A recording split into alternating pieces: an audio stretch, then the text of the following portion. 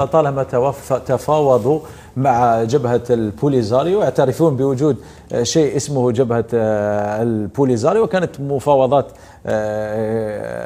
ماراثونية بينهما، وممثل البوليزاريو موجود في الأمم المتحدة، وقضية الصحراء الغربية مطروحة لدى اللجنة الرابعة لتصفية الاستعمار في الأمم المتحدة وليس في الجزائر أو في البرلمان الجزائري. موجودة القضية الصحراوية في اللجنة الرابعة للأمم المتحدة في مجلس الأمن في الأمم المتحدة، وموضوع في قسم تصفية الاستعمار. يعني ماذا تريدون أكثر من هذا؟ الاتحاد الإفريقي يعترف بوجود جمهورية الصحراء الغربية التي تعتبر عضوا مؤسسا للاتحاد الإفريقي. يتحدث عن الاتحاد الإفريقي السياسي ككيان. يعني لا أدري، والله العظيم لا أدري. قضية موجودة في الأمم المتحدة كقضية تصفية استعمار. المغرب تفاوض من قبل مع جبهة البوليزاريو، وكانت هناك مفاوضات ماراثونية بينهما. ممثل جبهة البوليزاريو موجود في الأمم المتحدة. الجمهورية الصحراوية تعترف بها الكثير من الدول في العالم. هذه الجمهورية الصحراوية هي عضو مؤسس في الاتحاد الإفريقي، وبعد ذلك نرسم خريطة ونقول بأن هذه الصحراء هي صحراء مغربية، ونحاول أن ندوس على القوانين الدولية، يعني بعد دوسنا على حقوق الشعوب في تقرير مصيرها. موقف الجزائر ثابت، وهو ليس موقفا نكاية في المغاربة أو في ناس آخرين، وإنما هو موقف ثابت ونابع من السياسة الخارجية للدولة الجزائرية الأصيلة. منذ الاستقلال الجزائر تحارب الاستثمار سواء في إفريقيا أو في كل بقعة في العالم. وقوفنا مع القضية الفلسطينية لا يحتاج إلى دليل ولا إلى إطراء ولا إلى مديح، لأننا نعتبره واجب وشرف في نفس الوقت. وقوفنا ضد الأبارتايد في جنوب إفريقيا عندما وقفت الجزائر في الأمم المتحدة في تلك الحادثة المشهورة وطردت وفد جنوب إفريقيا الذي كان يمارس العنصرية المقيتة على ذوي البشرة السمراء هناك في جنوب إفريقيا، خير شاهد على ذلك. مواقف الجزائر مع الشعب الصحراوي لتقرير مصيره. إذا قال الصحراويون نحن مغاربة فمبارك للمغرب الصحراء الغربية، أما إذا قال الصحراويون نحن شعب مستقل ونريد الاستقلال ونريد العيش بعيدا عن كنف المغرب فهذا لهم. كل قضايا تصفية الاستعمار في العالم أنهيت بتقرير المصير. لماذا يخشى المغاربة استفتاء تقرير المصير؟ هذا ما نجهله ولا نعلمه. إذن نتمنى أن نبقى في الرياضة. نحن صحفيون رياضيون ولم نكن نريد أبدا الخوض في مثل هذه القضايا، ولحد الآن نصر ونقول بأن جيراننا في المغرب إخوتنا في المغرب، ونعتبرهم جيرانا ونعتبرهم إخوة، ونفرق جيدا بين الشعب المغربي الشقيق وبين بعض المغاربة الذين لا يحبون الخير لا للمنطقة المغاربية ولا للمنطقة الإفريقية، ولا أريد الخوض كثيرا في التفاصيل. ذكرت بعض الشواهد السياسية، وذكرت أيضا في الحصة السابقة أن محكمة العدل الدولية في عام 1975 في استشارة لها قالت بالحرف الواحد لا سيادة للمغرب على الأراضي الصحراوية. لماذا يريد من المغاربة أن نعترف بشرعية احتلالهم للصحراء الغربية؟ هذا ما لا نفهمه في الجزائر. على كل حال مهما حدث ومهما حصل نبقى إخوة ونبقى أشقاء، ونحاول دائما السير في طريق الإصلاح، ولكن على الجانب الآخر أن يتعقل قليلا وأن يترفع عن مثل هذه الخزعبلات وهذه المسرحيات وهذه الأساليب الركيكة في معالجة المواضيع. كان هناك خلاف سياسي أو صراع سياسي، اتركوه خلافا سياسيا أو صراعا سياسيا. لماذا تحاولون أن تجعلوه صراعا رياضيا ثم صراعا تراثيا ثم صراعا ثقافيا ثم صراعا لماذا هذا الأمر؟ نتمنى ان شاء الله دوك هذه لازم لي هوت زانستونس دو فوتبول ولا دو سبور مونديال يلقاو حل. اليوم خاطش راح تولي عاده دوك سي فاسيل كل ما يجيو يلعبوا معنا يفسخ لك خريطه انت ما تلعبش. يعني في كل الرياضات، في كره القدم صارت، في كره اليد. وهل تعتقد بأن الجزائر ليس لها أساليبها ولا تستطيع الرد على مثل هذه الخطأ؟ لكن هذا كما يقول لك بالعامية تنزل للوحل والله هذا السباحة في نفس المستنقع. نعم. هذا يعطوا بالعامية لعب بالدر. لذلك أعتقد بأنه يجب أن نتوصل إلى حل مع فو أغيفي أن سوليسيون مع لي أوت انستونس دو سبور مونديال، سواء اللجنة الأولمبية الدولية ولا الاتحاد الدولي لكرة القدم. يجب وضع حل لهذه القضية، لأن هؤلاء اصبحوا يلعبون لعب الاطفال الصغار. في كل مره نجيو نواجهوهم، اجبد لك خريطه، انا نجي نجيب خريطه، نو خو خريطه هذيك لبسها في بلادك برك ولعبوا بها بيناتكم. هنا نو سا نيكزيست با، لانكم اليوم تحتكرون الاتحاد الافريقي، لكن حذاري، لان دوام الحال من المحال. غدوه كي تدور عليكم الدنيا، وتلك الايام نداولها بين غدوه كي تدور عليكم الدنيا تشوف كيفاش يولي يصرى لكم ثاني. وين راهم المصاروه وراهم توانسه وين وين راهم؟ ما كاشهم. في واحد الوقت كانوا مسيطرين في الاتحاد الافريقي، لكن الدنيا تدور، وعندما تدور صعيب الدنيا كي تدور عليه. حذاري مما سيحدث لكم بعد نهاية فترة ستيفن القجع، ستيفن سبيلبرغ المخرج العالمي في الاتحاد الافريقي لكرة القدم.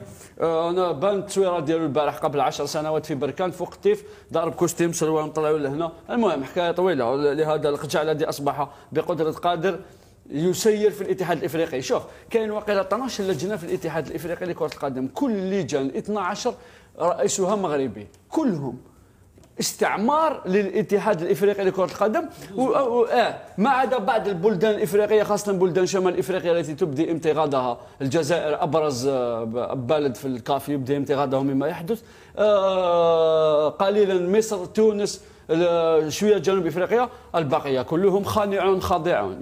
هاي الخريطه. شوف ايمرجنسي كوميتي فوزي القجع، اولته حاكم 3 لجنتين، فينانس حاكم افكون اورجانيزم سي ام تي هذيك ما بيش مروكي، شان اورجانيزيشن مروكي، انتر كلوب كومبيتيشن ناصري سعيد مروكي، يوث افكون.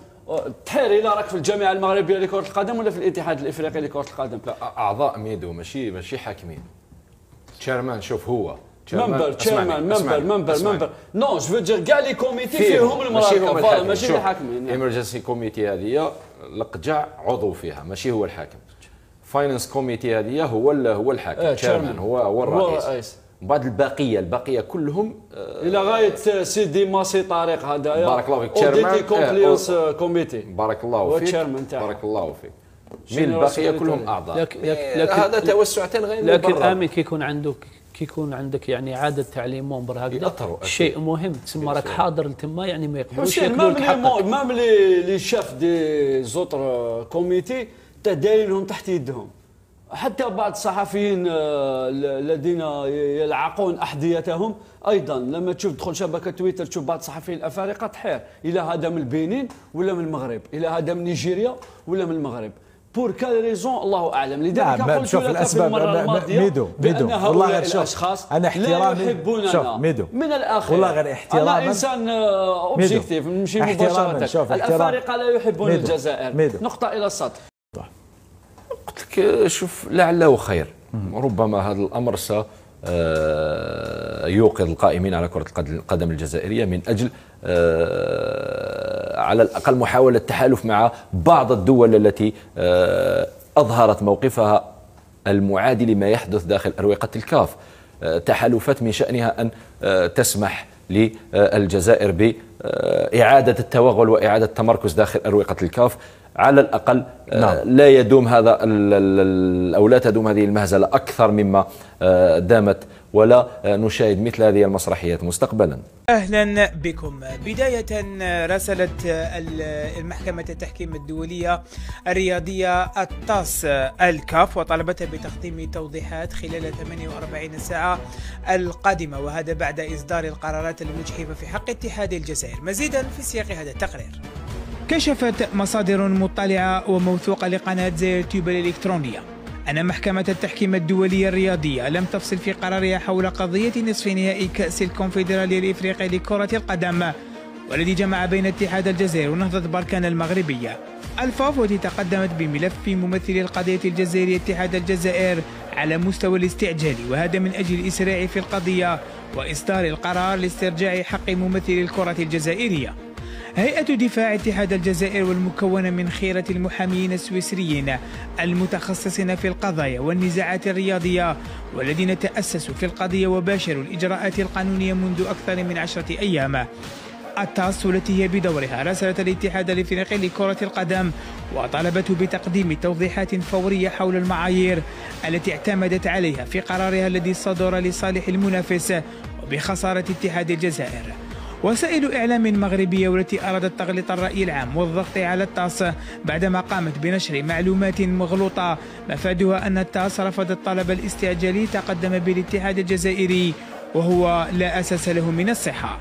قوانين ولوائح الفيفا والتي ستكون الفاصلة في القضية والتي ستميل كفتها للممثل الكرة الجزائرية الذي لا بد من ضرورة استرجاع حقوقه التي سلبتها منه الكاف. وفي أخبار الاتحادية الجزائرية والتي نشرت عبر موقعها الرسمي صورا لانطلاق ورشة العمل الإقليمية لتراخيص الأندية للكونفدرالية الإفريقية لكرة القدم 2024 والتي انعقدت هنا بالجزائر، حيث شهدت ورشة العمل على حضور الأمين العام للاتحاد الجزائري لكرة القدم نادر بوزناد الذي أشرف على افتتاح هذه الدورة والتي ستدوم إلى غاية 2 من شهر مايو القادم.